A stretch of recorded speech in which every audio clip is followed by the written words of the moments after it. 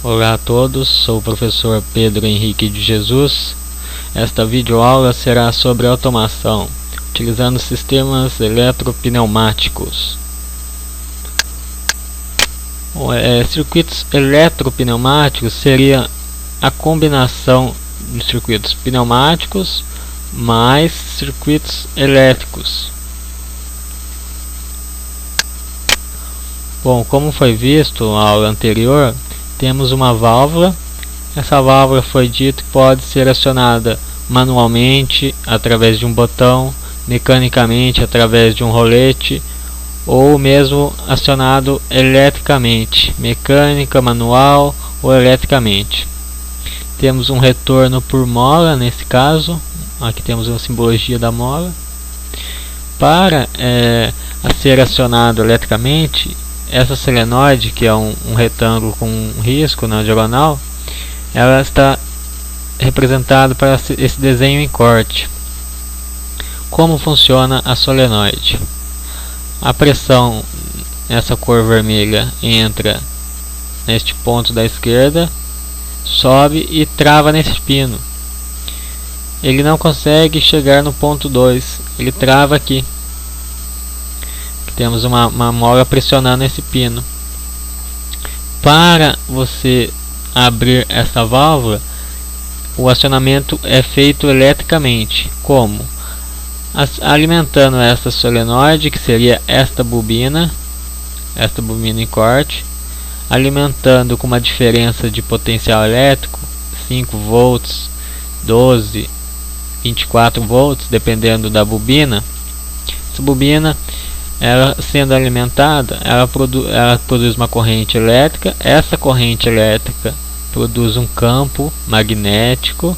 O campo magnético vai deslocar esse pino. O campo magnético atrai o pino. Atraindo esse pino, percebe-se que ele estava nessa posição, nessa reta. Quando ela é alimentada, energizada, o pino sobe. Então, através da energia elétrica, você consegue abrir a válvula. Abrindo a válvula, o ar comprimido vem, passa por aqui e sai nesse ponto 2. Entra no 1 e sai no 2. Então, essa simbologia é acionamento elétrico. Você pode usar um acionamento piloto, que seria a combinação da solenoide mais o ar comprimido, que está representado aqui. Nessa posição, o ar comprimido trava, não vai. Ele sobe, mas ele não passa nesse ponto. Quando a solenoide puxa esse pino, que seria essa bobina, puxa o pino, o ar comprimido vem, sobe. Essa cor amarela quer dizer que ele mudou, tá com foi um fluxo controlado. O fluxo com pressão é vermelho e o amarelo controlado, que ele passou por esse pino, desceu. No momento que ele pressiona, essa mola aqui antes estava nessa posição, agora ela desceu. No momento que ela desce, o ar comprimido que fez essa pressão, o pino abre, o ar comprimido pressiona a mola, que o ar vem e passa da posição 1 nesse ponto aqui até a posição 2. Então é a combinação da parte elétrica com o ar comprimido. Chamamos de uma solenoide com um acionamento piloto, um acionamento indireto, porque não foi diretamente a energia elétrica, foi a energia elétrica e indiretamente o ar comprimido. Então, bom, já falamos sobre o tipo de acionamento elétrico. Agora vamos para a parte de montagem do circuito eletropneumático. Bom, basicamente existem 3 métodos de elaboração de circuitos eletropneumáticos. O primeiro, que utiliza a sua intuição, seria o método intuitivo. Eu vou montar um circuito utilizando a intuição, ou seja, o método intuitivo. Depois temos um método cascata, que reduz a quantidade de contatos, minimiza os contatos. E o método passo a passo. O método passo a passo, ele utiliza maior quantidade de contatos. Bom, a vantagem é que o método passo a passo, você tem uma segurança operacional muito grande. diferentemente do método intuitivo, onde o método intuitivo você pode, devido à intuição, cometer algum erro, ou sequências indiretas de circuitos, é mais fácil a intuição errar. Bom, então o método passo a passo é um método simples que qualquer pessoa sem experiência em projetos eletropneumáticos consegue elaborar um circuito utilizando o método passo a passo. É um método com muita segurança. Se você projetar utilizando o método passo a passo, a chance de segurança operacional é muito grande. É um método bem simples. Bom, vamos começar utilizando o método intuitivo. Bom, temos um exemplo aqui de como vamos exemplificar a sequência de movimentos. No caso, cilindro A, quando avançar, ele avançou, vamos chamar de A+. Quando B avançar, iremos chamar de B+. B recua, A recua, A-. B recua, B-. Então a sequência foi A+, B+, A-, B-. Esta foi a sequência. Quando essa sequência você traça um risco no meio, quando a sequência da esquerda é igual à da direita, chamamos de sequência direta. Quando ocorre uma diferença da esquerda com a direita, chamamos de sequência indireta. Sequência indireta, o lado esquerdo é igual ao direito. Note, AB é igual a B, ou aqui o segundo exemplo, ACB é igual a CB. Sequência direta. Na sequência direta, o circuito intuitivo ele tem muita chance de não falhar. Já na sequência indireta, o método intuitivo pode falhar. Por quê? Porque quando percebe-se que neste caso A+, A-, você intuitivamente quer que A avance, mas a próxima sequência recua. Então esse avanço e recuo, você acionando uma solenoide na esquerda e uma solenoide na direita, você pode ter um conflito, ou seja, ele avança e recua ao mesmo tempo. Isso é um problema, pode queimar a solenoide. Então, sequência indireta, o método intuitivo tem grandes chances é mais fácil ter um erro. Já o método passo a passo, qualquer tipo de sequência, ele sempre vai ter uma grande segurança operacional. Ele é um método muito confiável. Por quê? Porque o método passo a passo, o passo seguinte depende do passo anterior. O intuitivo não. O intuitivo não tem essa dependência do próximo passo. Bom, já sabemos, vamos para o circuito. O circuito seria A+, B+, A-, B-, utilizando o método intuitivo. Vamos lá.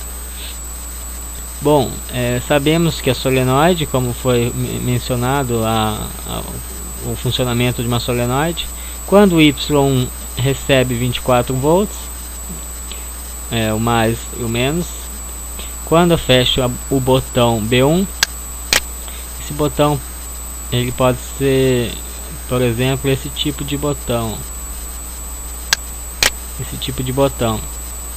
que tem os contatos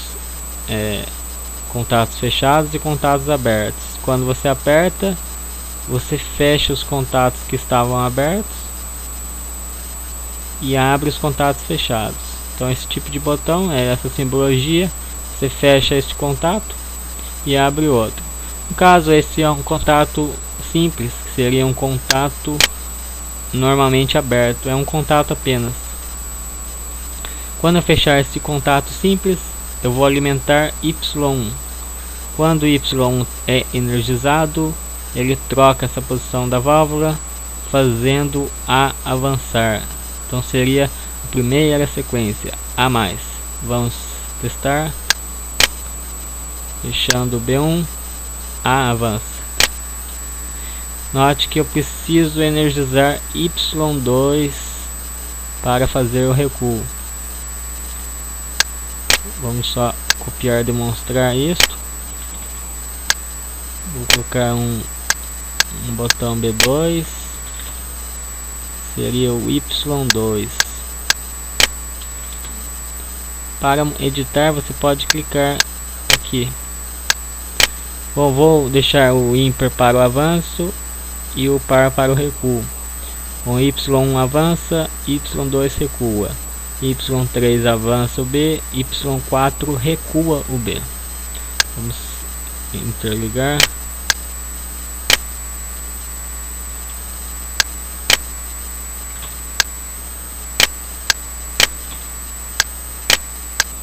Pronto.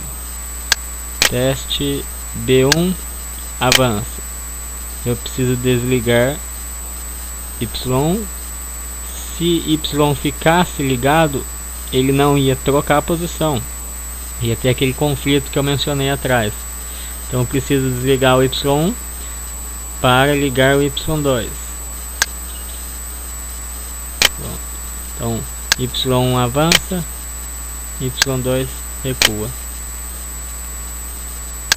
Bom, agora vamos elaborar o método intuitivo.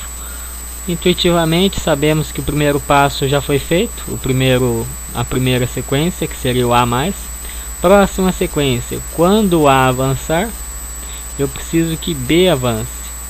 Para B avançar, eu preciso do Y3. Então vamos colocar Y3. Quem vai acionar o Y3? Quem vai acionar o Y3? Eu vou utilizar um sensor no fim do A. Quando o A chegar no fim, chamamos de fim de curso. Quando esse fim de curso for acionado, vai acionar o Y3, que é o próximo, que seria o B+. Então esse fim de curso vou chamar de sensor 1. Esse fim de curso, temos aqui na apresentação do slide, ele seria exatamente como aquele contato. Seria exatamente como um botão, só que um botão acionado por um rolete mecânico. Então quando o pistão, o cilindro pneumático avançar, ele bate no fim de curso, que desloca para baixo esse pino, que abre um contato e fecha um contato. No nosso caso, seria apenas para fechar um contato. Seria um contato normalmente aberto. Então vou utilizar esse sensor, uma chave fim de curso. Essa chave de fim de curso ficará no fim de A, quando A avançar. Bom, como eu faço isso? Vou colocar uma régua em cada. Vou puxar um pouco para cá. Bom, pronto, eu inseri essa régua, arrastei para cá. Caso esse sensor ficará no fim de A, quando A avançar. Então vamos clicar duas vezes, será S1. Aqui temos 0 até 100 milímetros. Vou colocar no fim, seria 100. Então S1 é aquele contato do fim de curso. Vou colocar um contato aberto. Vou chamar de S. Olha, ele diz contato de fim de curso, ele já reconhece. S1. Ou então quando ele encostar no S1, S1 fecha. S1 fechando, aciona Y3, que é o avanço do B. Então A avança, aciona S1. Acionando S1, preciso que Y3 acione para avançar. Então o S1 vai acionar o Y3. Pronto, o A+ e o B+ já foi feito. Vamos testar. Fechei, A avançou. quando A avança, Y fecha e aciona Y3. Y3 fez o B avançar. Depois que o B avança, eu preciso que ele faça o A recuar. Então vamos colocar um sensor no fim do B. Seria o S2. Esse sensor S2 fará o A recuar, que precisa acionar o Y2. O Y2 será acionado pelo S2.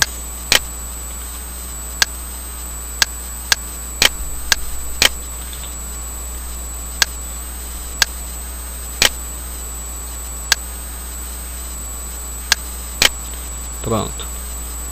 Então Y avança, fecha S1. S1 faz o B avançar, B avança. S2 faz o A recuar. Com Y2 o A recua. Vamos testar. Podemos reduzir a velocidade em percentual de abertura. Vamos deixar reduzir para 25.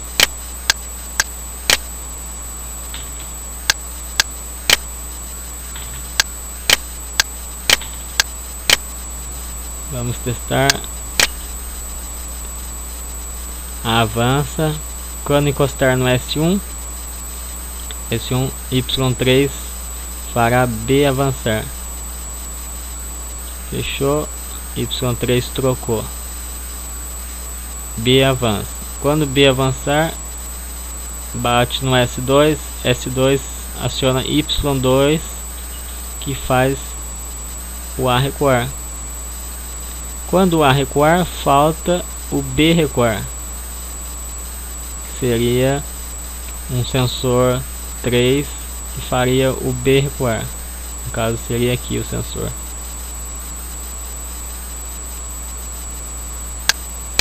Para finalizar, vamos copiar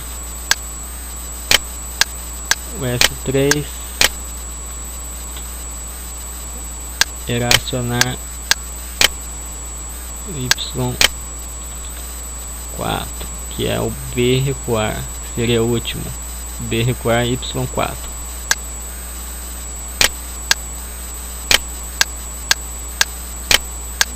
S3, o S3 ficaria na posição 0. S3 na posição 0. Pronto, vamos deixar acho que 40% está uma velocidade boa.